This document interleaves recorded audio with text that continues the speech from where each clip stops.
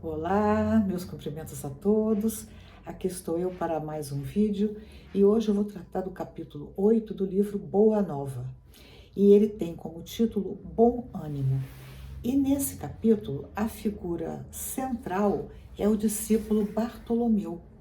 E o Humberto de Campos começa dizendo que o Bartolomeu foi um dos discípulos mais dedicados do Cristo.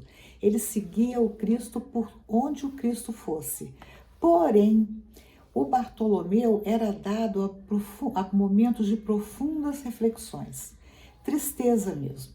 E aí Jesus, observando isso, um dia se aproximou de Bartolomeu com uma interrogativa sobre aquele estado dele. E o Bartolomeu então exclama timidamente, abre aspas, não saberia nunca explicar-vos o porquê das minhas tristezas e amarguras. Só sei dizer que o vosso evangelho me enche de esperança para o reino da luz, que nos espera nos corações além nas alturas.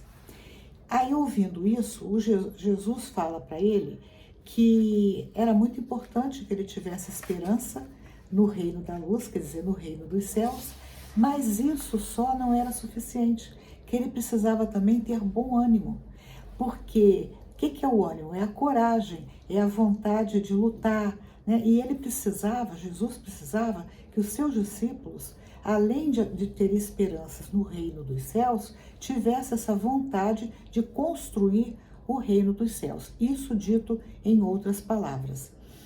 E Jesus então vai falar para ele que esse reino, ele começa no coração de alguns inicialmente e que só aos poucos esse reino vai sendo conquistado pelas outras pessoas. E que ele então acreditava que os seus discípulos fariam esse papel.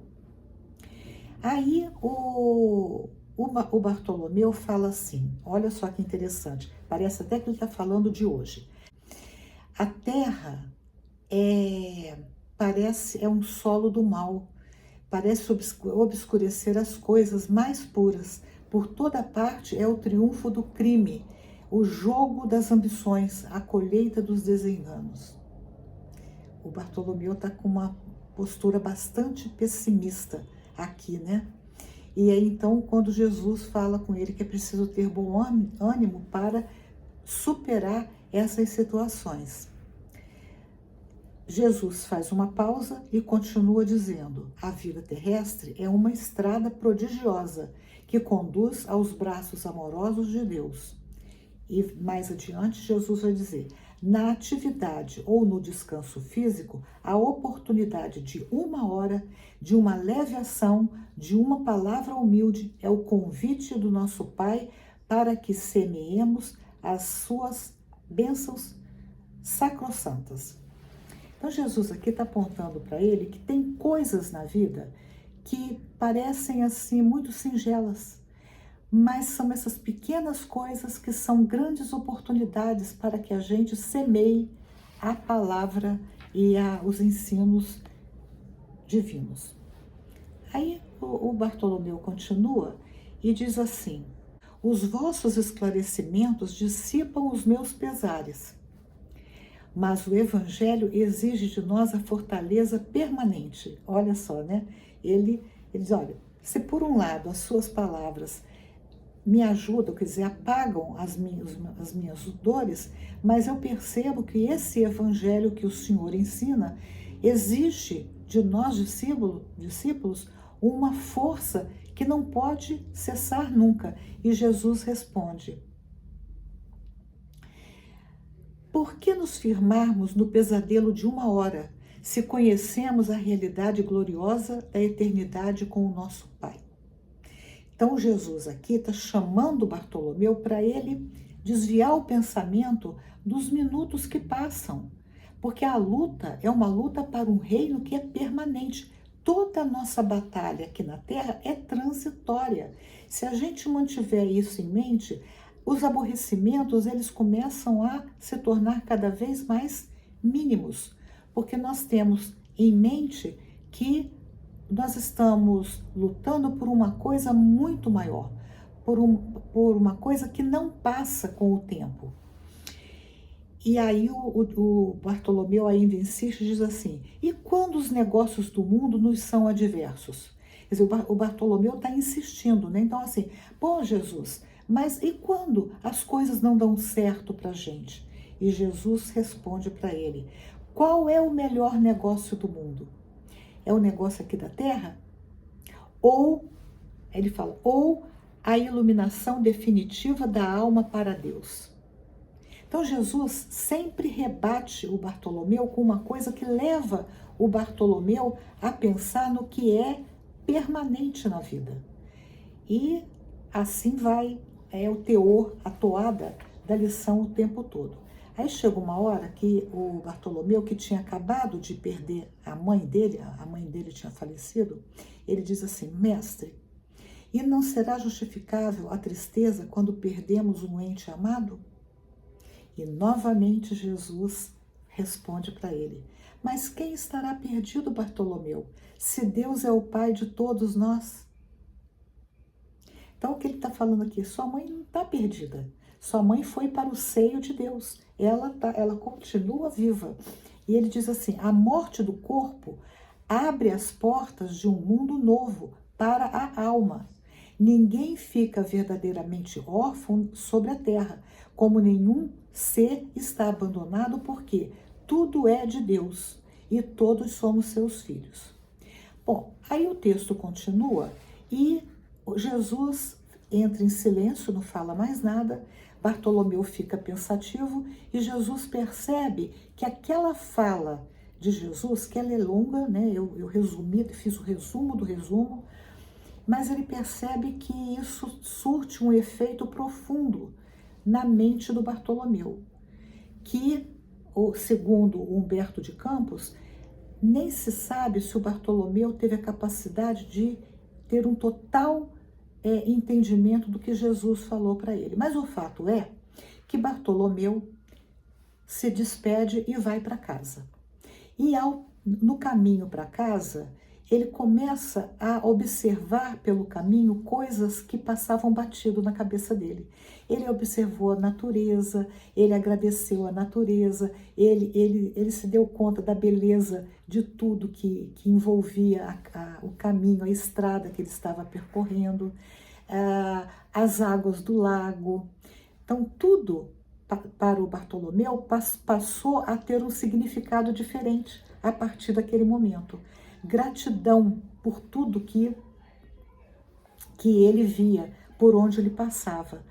Fala assim, quer ver? Os ventos brandos lhe sussurravam ao entendimento caricioso inspirações como um correio delicado que chegasse do céu. Quer dizer, ele passou a ouvir o som da natureza. E Bartolomeu começou a recordar as razões de suas tristezas intraduzíveis, mas, com surpresa, não mais as encontrou no coração. Quer dizer, tudo aquilo que inicialmente ele representava sofrimento para ele, naquela caminhada para casa, a partir do momento que ele deixa Jesus, não fazia mais sentido, porque as palavras de Jesus tinham conseguido alterar a mente e o coração de Bartolomeu. Aí Bartolomeu chega em casa. Bom, quando ele chega em casa, já alta noite, ele abre a porta e o que acontece? Seus irmãos, que não o compreendiam, vou abrir aspas aqui para os irmãos do Bartolomeu, dirigiram-lhe impropérios, quer dizer, ofensas, acusando-o de mau filho, de vagabundo, de traidor da lei. Bartolomeu, porém, recordou o evangelho, sentiu que só ele conhecia o evangelho. Então só ele tinha bastante alegria para dar a seus irmãos. E em vez de reagir asperamente, como de outras vezes, quer dizer, aqui está dizendo o quê? Que o Bartolomeu provavelmente batia a boca com os seus irmãos. Não, ele sorriu-lhes com bondade e permaneceu calmo. Seu velho pai o acusou igualmente escorraçando-o. O apóstolo, no entanto, achou aquilo natural. O pai era uma pessoa que não conhecia Jesus. Ele, Bartolomeu, conhecia. Não conseguindo esclarecê-los, guardou os bens do silêncio e achou-se de posse de uma alegria nova. Bartolomeu era um novo homem. Depois de repousar alguns momentos, tomou as suas velhas redes, porque ele era um pescador, e demandou sua barca. Teve para todos os companheiros de serviço uma frase consoladora e amiga. O lago como que estava mais acolhedor e mais belo. Seus camaradas de trabalho mais delicados e acessíveis. Olha que interessante, né? A mudança de postura de Bartolomeu teve uma influência sobre os seus colegas de trabalho. Quando a gente muda, automaticamente acontece uma modificação ao nosso redor. De tarde, depois da pescaria, não questionou os comerciantes, enchendo-lhes, aliás, o espírito de boas palavras e de atitudes cativantes e educativas. Então, quer dizer, mesmo os comerciantes que normalmente eram ásperos, Bartolomeu não respondeu como ele costumava responder anteriormente.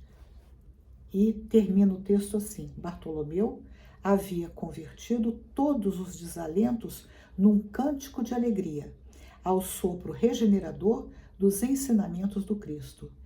Todos os observaram com admiração, exceto Jesus, que conhecia com júbilo a nova atitude mental de seu discípulo. Essa parte aqui eu achei assim, muito interessante, porque diz assim, ele havia se convertido, ele se converteu.